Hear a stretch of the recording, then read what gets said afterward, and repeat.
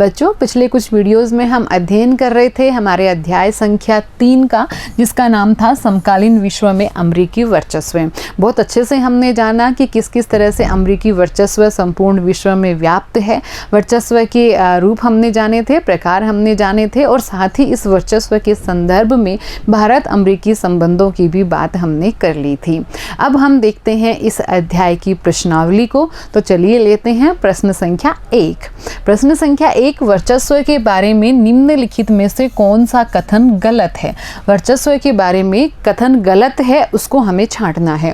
तो देखिए, वर्चस्व का अर्थ किसी एक देश की अगुवाई या प्राबल्य है, तो ये कथन तो सही है। वर्चस्व का अर्थ किसी एक देश की अगुवाई या प्राबल्य होता है, जो कि हमने अमेरिका की अगुवाई या प्राबल्य के बारे में जाना था।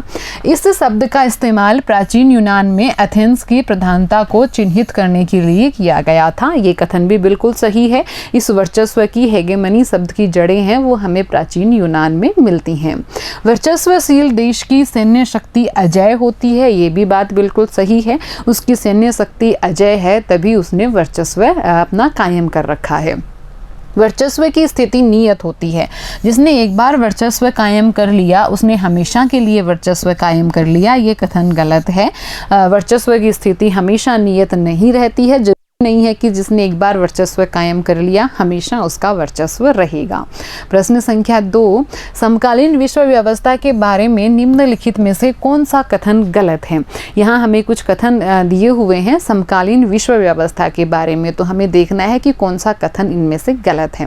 पहला कथन है, ऐसी कोई विश्व सरकार मौजूद नहीं जो देशों के व्यवहार पर अंकुश रख सके। ये बात पूर्णतया सही है। ऐसी कोई विश्व सरकार मौजूद नहीं है जो कि देशों के व्यवहार पर अंकुश रख सकती हो। अंतर्राष्ट्रीय मामलों में अमेरिका की चलती है, ये बात भी सही है। वर्चस्व के दौर में हमने जाना है कि हर एक चाहे अंतर्राष्ट्रीय संगठन है चाहे और कोई अंतर्राष्ट्रीय मामला है, अमेरिका की चल रही है। विभिन्न देश एक दूसरे पर बल प्रयोग कर रहे हैं, ये बात भी बिल्कुल सही है। समकालीन विश्व में विभिन्न देशों द्वारा एक दूसरे पर बल प्रयोग किया गया था, जैसे कि इराक ने कुवैत पर हमला किया था। तो इस तरह के बहुत सारे घटनाक्रम समकालीन विश्व में हुए थे।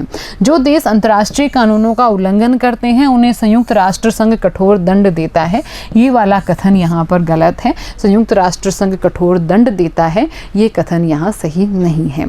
अगला प्रश्न लेते हैं, ऑपरेशन इराकी फ्रीडम यानी कि इराकी मुक्ति अभियान के बारे में निम्नलिखित में से कौन सा कथन गलत है। यहाँ भी हमें गलत कथन छांटना है।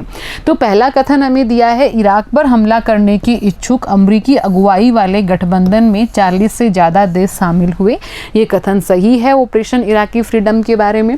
दूसरा, इराक पर हमले का कारण बताते हुए कहा गया कि यह हमला इराक को सामूहिक संहार के हथियार बनाने से रोकने के लिए किया जा रहा है, ये कथन भी सही है। बताने का कारण यही था अमेरिका का, चाहे असली कारण कोई और रहा हो, लेकिन यही कारण बताया गया था। तीसरा कथन है, इस कार्यवाही से पहले संयुक्त राष्ट्र संघ की अनुमति ले ली गई थी, ये वाला कथन गलत है। संयुक्त राष्ट्र संघ की अनुमति यहाँ नहीं ली गई थी।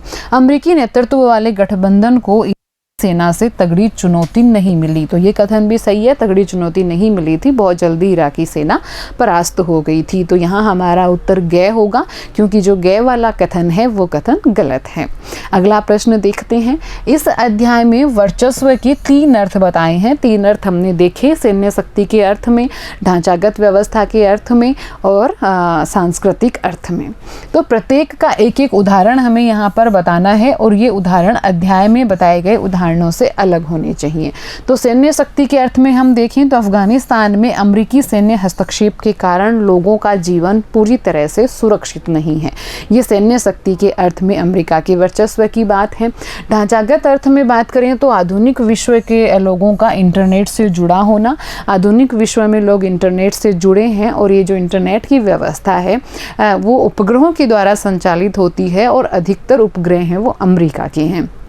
सांस्कृतिक अर्थ में देखें तो हॉलीवुड का विश्व की फिल्मों पर असर, तो हॉलीवुड का विश्व के लगभग जितने भी राष्ट्र हैं उनकी हॉलीवुड की फिल्मों का असर देखने को मिलता है।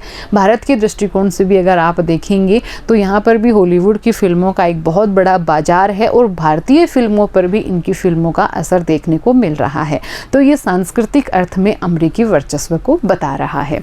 अगला प्रश्न लेते हैं, उन 3 बातों का जिक्र करें जिनसे साबित होता है कि शीत युद्ध की समाप्ति के बाद अमेरिकी प्रभुत्व का स्वभाव बदला है और शीत युद्ध के वर्षों के अमेरिकी प्रभुत्व की तुलना में यह अलग है। देखते हैं आंसर। शीत युद्ध की समाप्ति के बाद अमेरिका ने संपूर्ण विश्व पर अपना प्रभाव जमाया हुआ है। शीत युद्ध की समाप्ति के बाद विश्व के सभी महत्वपूर्ण अंतर्राष्ट्रीय संगठनों पर अमेरिकी दबदबा रहा है। शीत युद्ध की समाप्ति के बाद अपने निजी स्वार्थों के कारण अफगानिस्तान, ईरान और इराक जैसे देशों में अमेरिकी हस्तक्षेप बढ़ा है। अगला प्रश्न है कि निम्नलिखित में मेल बैठाइए, यहाँ हमें मिलान करना है। ऑपरेशन इनफाइनाइट रिच किससे संबंधित है? ऑपरेशन इनफाइनाइट रिच है वो सूडान पर मिसाइल के हमले से संबंधित है। ऑपरेशन इंड्योरिंग फ्रीडम हम देखेंगे तो ये तालिबान और अलकायदा के खिलाफ जंग है। ऑपरेशन डेजर्ट स्टार्म है वो प्रथम खाड़ी युद्ध में जाएगा और ऑपरेशन इराकी फ्रीडम है वो इराक पर हमले के इच्छुक देशों का गठबंधन है। अगला प्रश्न लेते हैं, प्रश्न संख्या 7। अमेरिकी वर्चस्व की राह में कौन से व्यवधान हैं आपके, इसमें से कौन सा व्यवधान आगामी दिनों में सबसे महत्वपूर्ण साबित होगा? तो देखिए, अमेरिकी वर्चस्व की राह में अगर हम व्यवधान देखें तो पहला व्यवधान तो अमेरिका की संस्थागत बुनावट है। इसमें हमने देखा था कि जो अमेरिका के शासन के 3 अंग हैं, कार्यपालिका, न्यायपालिका और व्यवस्थापिका, इन तीनों अंगों के अंतर्गत शक्ति का विभाजन किया हुआ है और इस शक्ति के विभाजन के कारण और अमेरिकी जो प्रभुत्व है उसका संतुलन होता है, क्योंकि यहाँ की जो कार्यपालिका है वो सैन्य शक्ति का अपनी मनमर्जी से इस्तेमाल नहीं कर सकती है। दूसरा व्यवधान हमने देखा वो है उन्मुक्त अमेरिकी समाज। यहाँ की जो समाज की संस्कृति है वो उन्मुक्त है।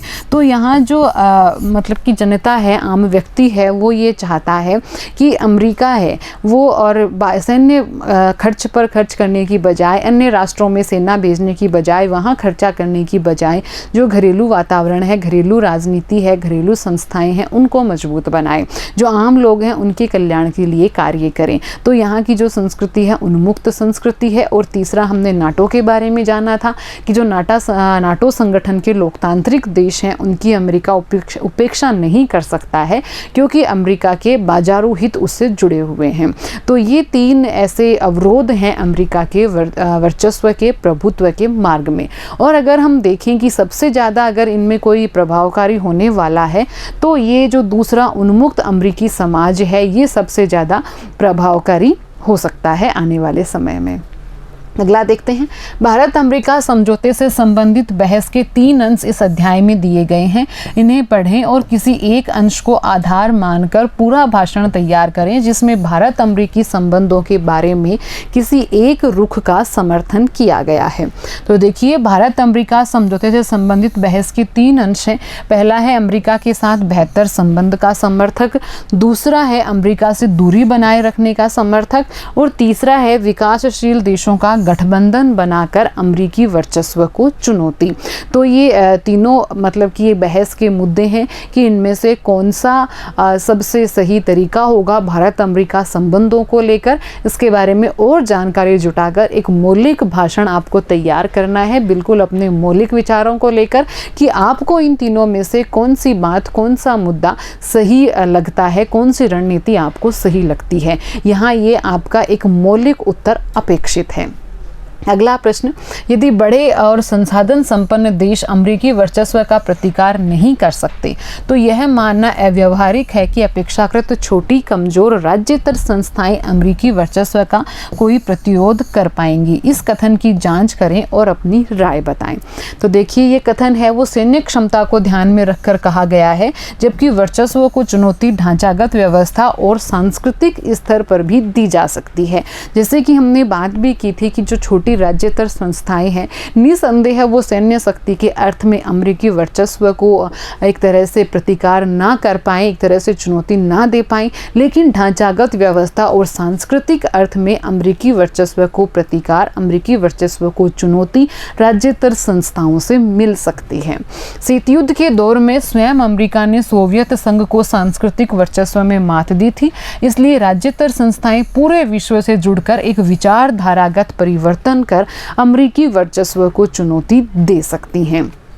तो जाना हमने किस तरह से अमेरिकी वर्चस्व है वो पूरे विश्व में व्याप्त है, चाहे वो सैन्य शक्ति है, चाहे वो ढांचागत अर्थ है या फिर सांस्कृतिक अर्थ है, और इसके अवरोध भी हमने जाने और साथ ही इसके प्रतिकार के लिए क्या क्या उपाय हो सकते हैं, क्या क्या संभावनाएं हैं, इस बारे में हमने विस्तार से चर्चा की। तो ये था हमारा अध्याय समकालीन विश्व में अमेरिकी वर्चस्व। धन्यवाद।